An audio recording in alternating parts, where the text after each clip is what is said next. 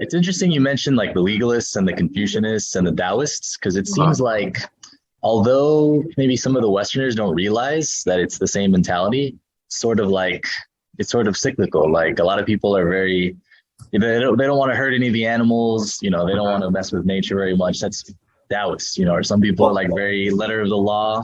Like it has to Right. be this punishment based on this. It's like the legalists. So it's kind of Right. interesting that they've almost done it already. Well, all of those during the axial age, which is roughly the 5th through the 9th century BC or BCE, however you want to phrase it.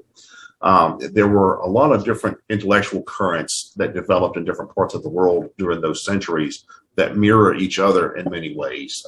If you compare Chinese philosophy from that time period with Greek philosophy, for example, you see a lot of parallels between Confucius and Aristotle, or between, say, the Taoists and something like Stoicism or Cynicism, or say between, say, Plato and the Mohists, or between, say, the Epicureans and something like the Aquarians. It's a very, and then you see parallels to that, as you were saying, in today's world as well.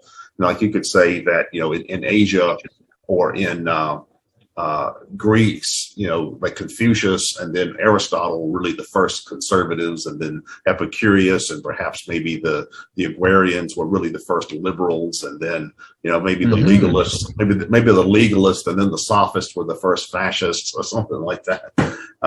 So all the different belief systems and value systems that people have today really sort of mirror each other in many ways. They mirror these very ancient ideas.